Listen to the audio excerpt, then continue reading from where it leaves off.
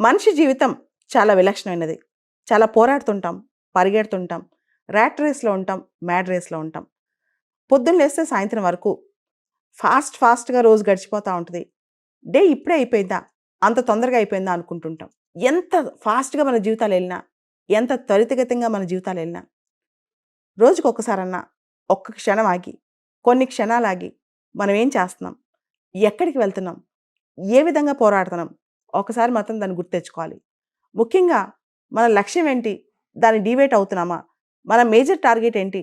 దానిలోంచి మనం పక్కకొచ్చేస్తున్నామా? ఒక్కసారి రీథింక్ చేసుకోవాలి. మొత్తం మన లైఫ్‌లో చాలా మెమోరీస్ ఉండుంటాయి. ఇంతకుముందు పాస్ట్ కానీ, ఇంతకుముందు చిన్నప్పటి నుంచి ఉన్న మెమోరీస్ ఇవన్నీ. మనకు తెలియకుండా ఇవన్నీ మనల్ని ఇన్‌స్పైర్ చేస్తాయి, ఇన్‌ఫ్లుయెన్స్ చేస్తాయి, ప్రేరేపిస్తాయన్నమాట. సబ్‌కాన్షియస్ మైండ్‌లో ఆ మెమోరీస్ మనల్ని డాన్ చేస్తాయి. అంటే నువ్వు ఇంకా ముందుకెళ్ళు, ఇంకా ముందుకెళ్ళు అని చెప్తా ఉంటాయి. మనం అనుభవించిన బాధలు గాని, అవమానాలు గాని, సవాళ్ళు గాని ఇవన్నీ కూడా మనల్ని ఫోర్స్ చేస్తా ఉంటాయన్నమాట.